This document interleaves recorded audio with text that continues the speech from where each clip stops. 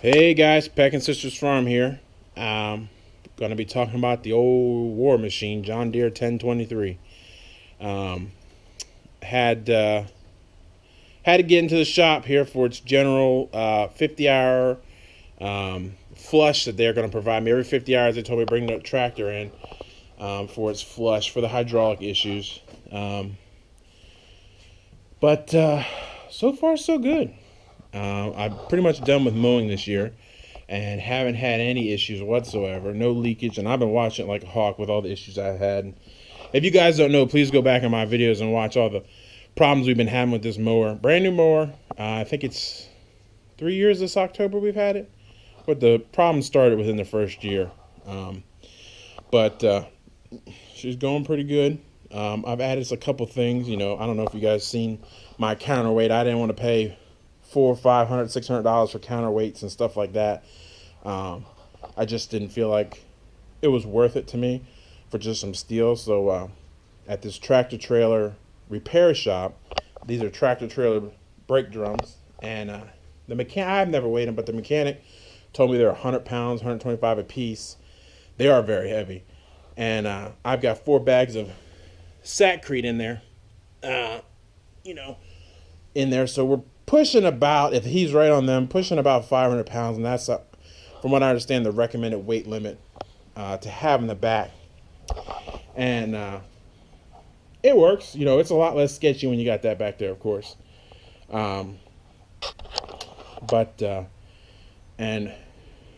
my lights have gone out. These are the Tractor Supply lights.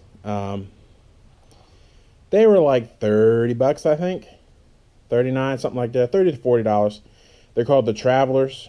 But if I left them, the roll bars like that, in the horizontal position, and it got water in one of them, and they just stopped working. And I had the same ones on my truck, and if you drive in heavy rain, they just stop working. So the sealing up on them is not that good. They say outdoor, and they say IP68 waterproof or something like that, but they're not that waterproof. So keep them in cover when you're not using them, and I wouldn't recommend putting them on the front of the vehicle. I'm looking to change them out now to something a little bit better waterproof, at least on the truck. But I went ahead. I was had a time when I was mowing the grass, and my wife was calling me, and I couldn't see the phone, couldn't hear the phone, and it was kind of important that she got a hold of me, and I didn't, of course, didn't answer. So I went to John Deere and I said, "Do you guys offer any sort of cell phone device holder that I could put on the tractor?" And they were like, "No, we don't. Nothing for your tractor." So I looked around. I didn't really find anything that I wanted. So I just went, hey, you can't find anything you want, make it. So I made this little thing and mounted it on the hood with rivets. And some people wouldn't do that. They don't want to destroy the hood. Whatever, to each his own. And just folded some aluminum sheet and sanded down, spray painted, and put a 90-degree angle on it. And it works pretty good. I mean, it holds my phone pretty sturdy. I got a new Galaxy 9, and it holds it pretty well. And it's right in front of you, so you can't miss it. I do want to get some hearing protection, Bluetooth stuff, because it takes me about 4 hours to mow the grass for the amount of property we got. And that way I can listen to, the Joe Rogan podcast or something like that, or just regular music or whatever I'm into that day, or even talk on the phone if I wanted to. But I did that, and we mounted this, like I said in the update video, got a little chainsaw holder. I'm going to have to do more, but I was doing some trimmings and stuff, and almost drove over my chainsaw, so put it into that and put a chainsaw holder on there. And then it's got teeth on the front of the chainsaw, so when you dig it into the tree, it helps you not kick back into your face and kill you. And so that was digging into the wood, so I just went and bought 2 strips of aluminum and countersunk the screws, and now they just sit in there and doesn't tear it up, and mount it right to the roll bar, and it doesn't interfere with anything at all. So it worked out pretty good, and it's been on there a couple months. I don't let the tractor sit outside anymore because starting sensitive as this thing is, I'm just gonna keep it inside. But It's holding up pretty good. I actually was mowing the grass and pushed into some trees like I normally do, and it went into the trees too and didn't break, so that's pretty good. I'm looking to add the brush cutter. I can't think of the name of it over here to hold it to, but I haven't got around to doing that. But do about the same, just make it a little wider, because that blade on that thing is a little wider than the chainsaw blade, but it has a nut and bolt on it for the shield. We got the old Pallet Forks. Finally got a set of Pallet Forks. I believe these came from TitanAttachments.com. I was going to attempt to weld myself some Pallet Forks, being a novice welder since I got my tombstone. Kind of glad I didn't. These are pretty well made.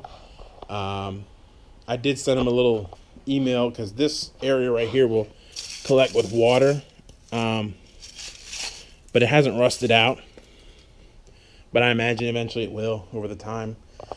But I said, maybe drill a couple drainage holes in there. It's very thick metal, and I didn't want to attempt it yet because I don't have that good of drill bits anymore. And send them an email, and they're like, "Oh, we'll send it to engineering, whatever." I just figured it'd be something they might want to do. But it also comes with, if you want. Now, you can't use it on this track. This track doesn't have enough lifting capacity, but it has, what are they called? Hay spikes? I don't know what they're called. It has that there, and behind the Pallet Forks, you can see there's two more. And because this one can be used on several different models, 10, 23, 20, the 20 series, 1 series, 2 series, I guess they go 3 and 4, but it can be used even on big tractors. It's very heavy built, but it's good. Maybe not get this one. I mean, it is a little heavy for this tractor, but I haven't had any issues with it, and I don't really lift anything too heavy, so it's not that big a deal to me. But it is well built.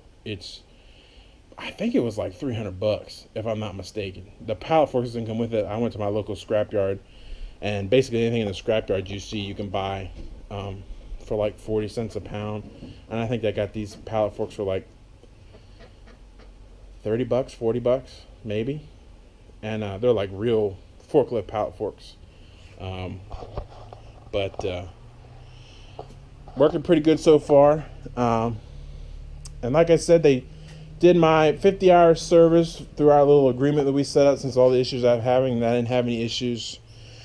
I've been also keeping it in here to check the floor to make sure I don't see any oil leaks, from there, and no issues from that.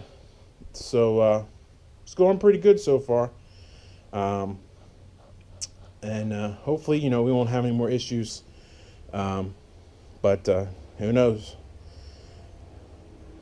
But I think that's about it on this little thing.